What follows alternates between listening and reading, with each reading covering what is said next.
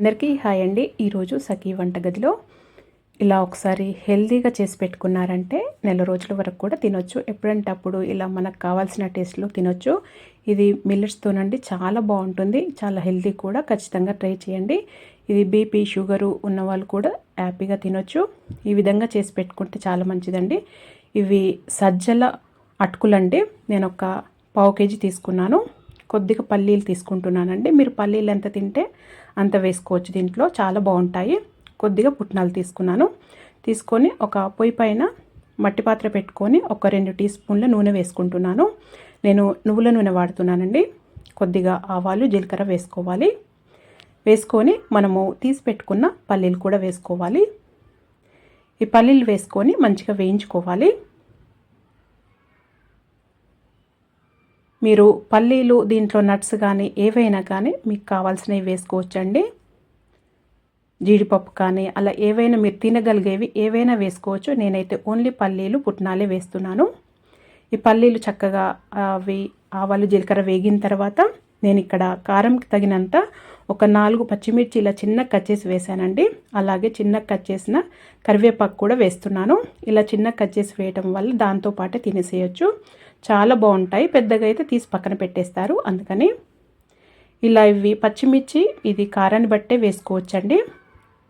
దీంట్లో మీరు కావాలంటే ఎండుమిర్చి అయినా వేసుకోవచ్చు, కానీ పచ్చిమిర్చి అయితే ఇలా చిన్నగా కట్ చేసి వేసుకుంటే అలాగే తినేసేయచ్చు.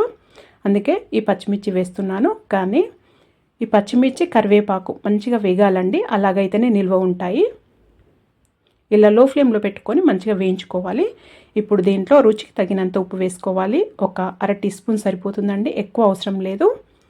ఒక పావు టీ స్పూను చక్కెర వేసుకోవాలి. ఈ చక్కెర ఇది స్కిప్ చేసేయొచ్చండి మీరు వద్దనుకుంటే. ఈ చక్కెర వేయటం వల్ల ఇవి టేస్ట్ చాలా బాగుంటాయి.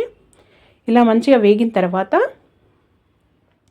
ఈ పచ్చిమిర్చి ఖచ్చితంగా వేయించుకోండి. అలాగైతేనే నిల్వ ఉంటాయండి.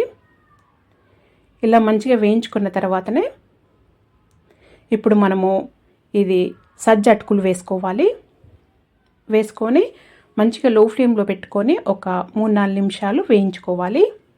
క్రిస్పీగా అవుతాయి. అలాగే ఆ కారం ఉప్పు అనేటివి దానికి మంచిగా పట్టి చాలా రుచిగా ఉంటాయి. ఇలా చూడండి, ఇలా వేయించుకుంటే సరిపోతుంది. ఇలా వేయించుకున్న తర్వాత ఇవి చల్లారిన తర్వాత స్టోర్ చేసి పెట్టేసుకోవటమే. చాలా అంటే చాలా మంచివి, చాలా బాగుంటాయి కూడా. ఇది నెల రోజుల వరకు కూడా నిల్వ ఉంటాయి. ఈ విధంగా చేసి పెట్టుకుంటే పచ్చిమిర్చి కరివేపాకు వేసాం కదా, పాడైతే ఏమో అనుకోద్దండి. మంచిగా వేయించుకుంటే చాలా చక్కగా నిల్వ ఉంటాయి. ఇప్పుడు నేను కొద్దిగా ఇలా చేసి పెట్టుకున్న తర్వాత మీరు కావాలంటే ఒక బౌల్లో కొద్దిగా ఇవి తీసుకొని దీంట్లో చిన్నగా కట్ చేసిన ఉల్లిపాయలు అలాగే కొత్తిమీర వేస్తున్నాను.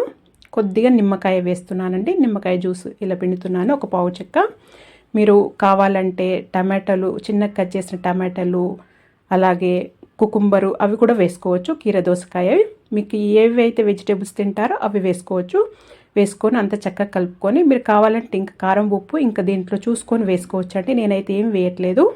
చాలా బాగుంది. ఈ విధంగా తింటే ఖచ్చితంగా ట్రై చేయండి. మరి మీరు కూడా ఒకసారి ఈ విధంగా ట్రై చేసి మీకు ఎలా వచ్చిందో నాకు తెలియజేయండి. మీకు కనుక వీడియో నచ్చినట్టయితే లైక్ చేయండి, షేర్ చేయండి,